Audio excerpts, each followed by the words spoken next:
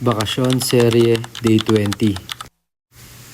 Una ko ang ginawa sa araw na to, ayan, namitas kami ni Lola Tet ng fresh kalamansi. Buti na lang may mga kalamansi tree dito kaya ayun, pwede lang kami mamitas dyan. Yan nga pala ipapainom ko kay Sam kasi nga medyo masakit pa yung lalamunan niya kaya i-squeeze ko lang yan tapos papainom ko sa kanya ng straight. Then after that, ayan, mga 3 PM na nga pala kami lumabas ng bahay. Kasi nga, kakain kami sa Contis. Ayan, first time namin. Tatry lang namin. Titignan namin kung masarap pa dito at kung magkano ba ang mga presyo. Then ayan, nagdatingan na nga yung pangapagkain namin. So far, okay naman siya. Masarap naman. Pero medyo pricey lang ng konti sa presyo niya. Then ayan, yan nga yung nilook forward ni Sam. Parang Dubai pistachio ba yan? Yung cake na yan? Taste test. Contis. Pistachio cake. Duck. Sarap.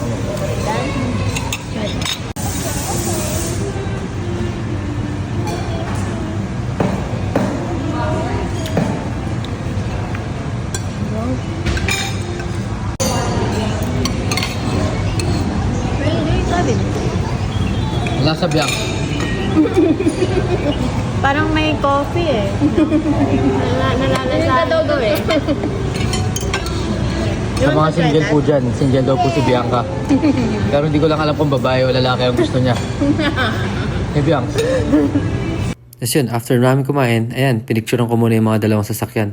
Kasi ang tagal ko na kasing service sa mga yan, dati pa bago pa kami mag-Canada. At dahil maaga pa nga, ayan, nagkaayaan kami sa Crescendo. Then ayun, duman nga kami dito sa Pabaliti. Ayan, dati pangit na nga yung daan, ngayon mas lalo pang pumangit, kaya ang bagal lang ng takbo namin dito.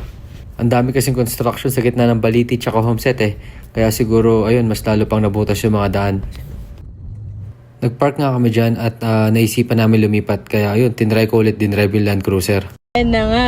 Ayan na nga, nandito na nga kami sa Crescendo. Dito na nga. At dahil na-miss ko nga yung Land Cruiser na nung... Ayun, dinrive ko. Dinlive ko na. Ayun, lumipat lang kami dun sa kabila. Para doon kami sa open area. Para doon kami sa open area mamaya. Magpipiknik kami. Picnic kasi yung mga kapatid ni Sam. O yan, tama. Ano nga tawag dyan, Bianca? Anong tawag mo dyan, Bianca? Yan yung bagong boss ko. Yung bagong boss ko. Anong meron dyan? Anong high? Yung senior high. Yung senior high. Senior high at saka junior high. Anong tawag mo dyan? Yun na nga. Dahil gumagawa na sila ng asukal, kaya umuusok na sa central.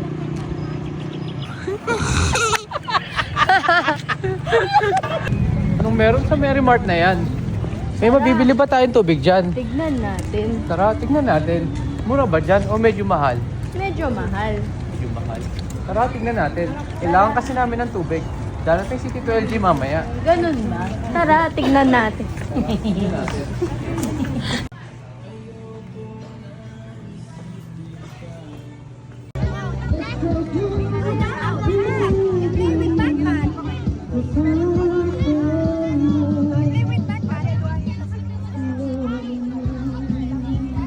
Then ayun, mga 7:30 yata or 8, dumating na sila Tito LJ. Galing pa silang Bataan dyan. Nandun sa mga... At dahil di pa nga kami kumakain, kaya dyan, dito ulit kami nagkayaan sa KCT.